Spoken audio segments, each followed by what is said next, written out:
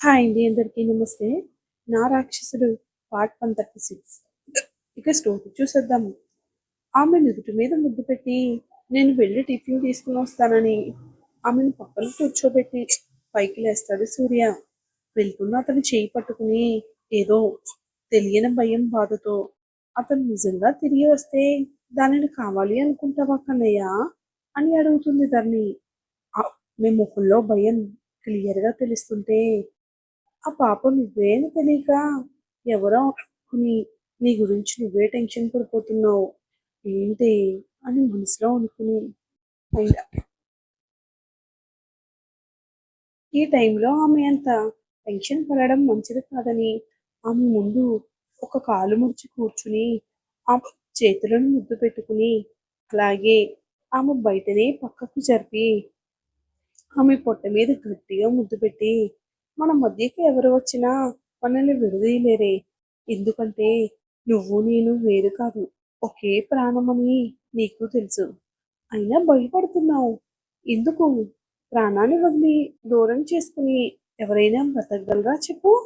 నా ప్రాణాన్ని, నా దేవతని, నా పిల్లల తల్లిని నేను నా ప్రాణం పోయినా వదులుకోను అని చెప్పి మనసులో నా మిస్టరీ నువ్వేనే పొట్టి, మన బంధం చిన్నప్పటి నుంచి మొదలైంది పొట్టి, నువ్వు ప్రాణం రూపుదిద్దుకోకముందే నా మనసులో నా గుండెలో మొత్తం ఒకటేంటి, నేనే నువ్వు, నువ్వే నేనులా మారిపోయాము.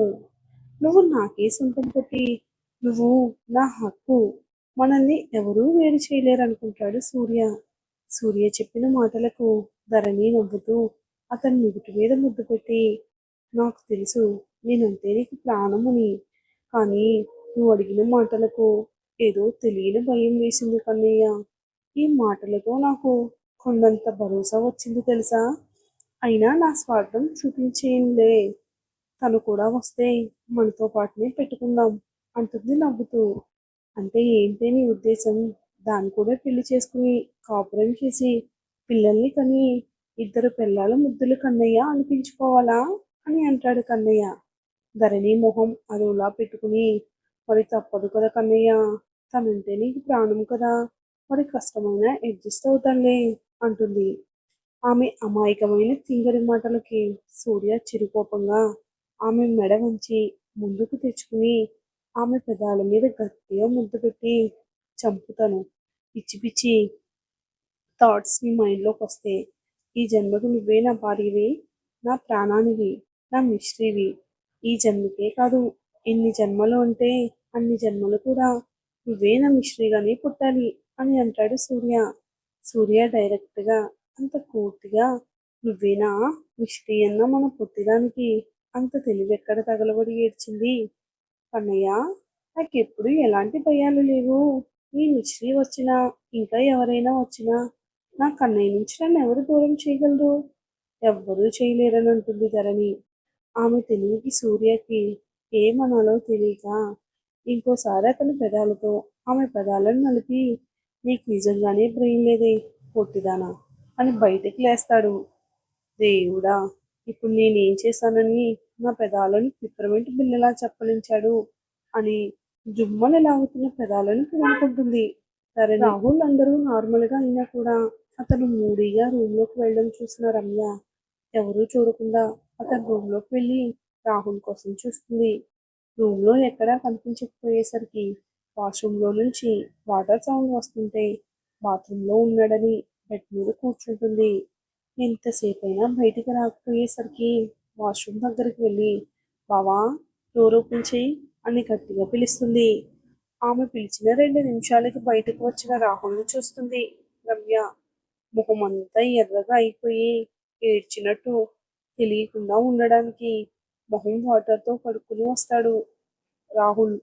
కానీ రమ్య దాచాలనుకున్న దాగని కన్నీళ్లు నీళ్లతో పాటు కిందకు జారుతూ ఉంటాయి రాహుల్కి. అది చూసిన రమ్య రాహుల్ని గట్టిగా హక్ చేసుకుని, అయినో బావా, నువ్వు ఎంతగా బాధపడుతున్నావో, చిన్నగా ఉన్నప్పుడు నాకు ఇదంతా ఏం తెలియదు బావా, ఇప్పుడు అదంతా విన్న నాకే భరించలేని బాధతో నరకల్లా అనిపిస్తుంది తెలుసా. ఎన్ని సంవత్సరాల నుంచి బాధని అనుభవిస్తున్న నీకు ఎలా ఉంటుందో నేను అర్థం చేసుకోగలను బావా. జరిగిపోయిందంతా గుర్తు చేసుకుని మనం ఇలా ఏడుస్తూ ఉంటే ఎలా బావా అంటుంది. ఓదారుస్తుంది రమ్య రాహుల్ని. రాహుల్ ఆమె భుజం మీద తల ఆంచి, బంగారం మా జీవితంలో వచ్చినప్పటి నుంచి ఇప్పుడిప్పుడే ఆ సంఘటనని కొంచెం మర్చిపోవడానికి ట్రై చేస్తున్నాను. కానీ సడన్గా మళ్ళీ అంతా కళ్ళ ముందు మెదిలేసరికి మనసు మెలిపెట్టినట్టయి దుఃఖాన్ని ఆపుకోలేకపోతున్నానంటాడు రాహుల్ కన్నీళ్లను కారుస్తూ. ఇన్ని సంవత్సరాలైనా పాపను తలుచుకుని మమ్మీ ఇంతగా ఏడుస్తుందంటే అప్పుడు ఇంకెంత ఏడ్చి ఉంటుందో కదా. అది కూడా ఊహించుకోవడానికి నాకు చాలా భయంగా ఉంది. నీకు తెలుసా స్వీటీ, మమ్మీ పాప లేదని ఎంత డిప్రెషన్ గురి అయిందో. ఎవరితో మాట్లాడకుండా ఏడుస్తూ గదిలో తనని తాను బంధించుకుని అన్నం నీళ్లు లేకుండా పిచ్చిదానిలా శూన్యంలో చూస్తూ కూర్చునేది. అలా ఎన్ని రోజులు ఉన్నదో తనకి తెలియదు. ఆ సమయంలో నాకు అంతగా తెలియదురా. మమ్మీ ఏడుస్తుంటే నేను కూడా ఏడ్చేవాణ్ణి. కానీ నేను తనకి తోడుగా ఉండలేకపోయాను. పాప పోయినా కూడా నేను ఉన్నాను కదా మమ్మీ అని ఆమెను ఓదార్చలేకపోయాను. అమ్మని ఒంటరిగా వదిలేసి వెళ్ళిపోయాను అని ఏడుస్తాడు రాహుల్.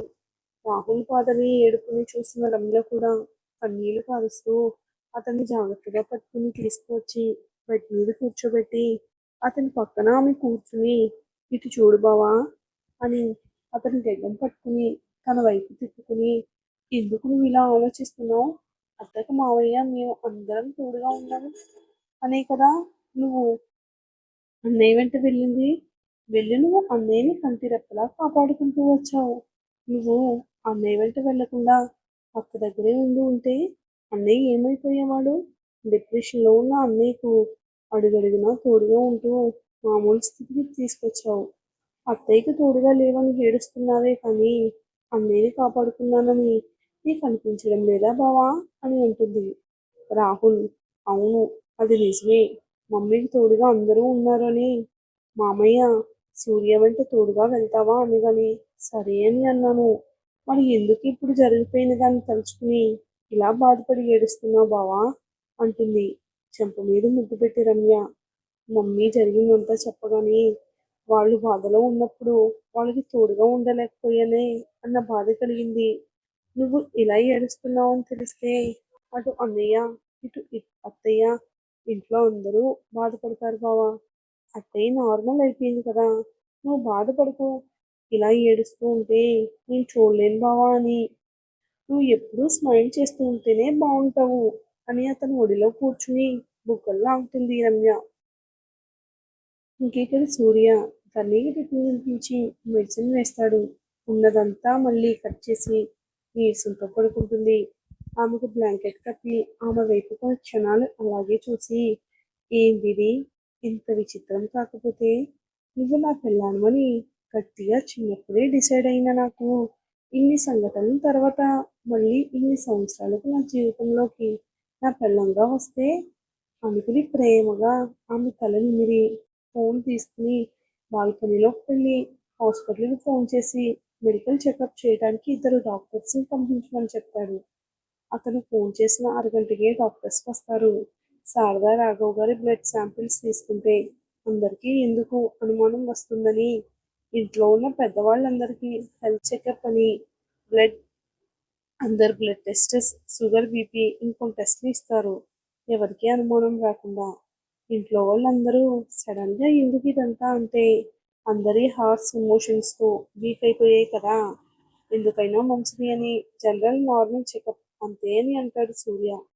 డాక్టర్తో పాటు తను కూడా బయటికి వెళ్ళి ముందుగానే ధరణి హెయిర్ కలర్ చేసుకున్నవి వాళ్ళకి ఇచ్చి ధరణి శారదా రాఘవ్తో డిఎన్ఏ టెస్ట్ చేయండి చెప్పి ఈ విషయం ఎవరికీ తెలియకూడదు.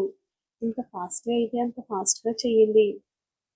బట్ ఒకటికి 10 సార్లు పర్ఫెక్ట్గా కన్ఫర్మ్ చేయండి అని సీరియస్గా చెప్పాడు సూర్య. ఓకే సార్, పని అయిపోయిన తర్వాత మీకు ఈవినింగ్ కానీ మార్నింగ్ కానీ రిజల్ట్ వస్తుందని డాక్టర్స్ వెళ్ళిపోతారు. సూర్య మనసులో నేను అనుకున్నది వస్తుంది, రావాలి కూడా అని అనుకుంటాడు.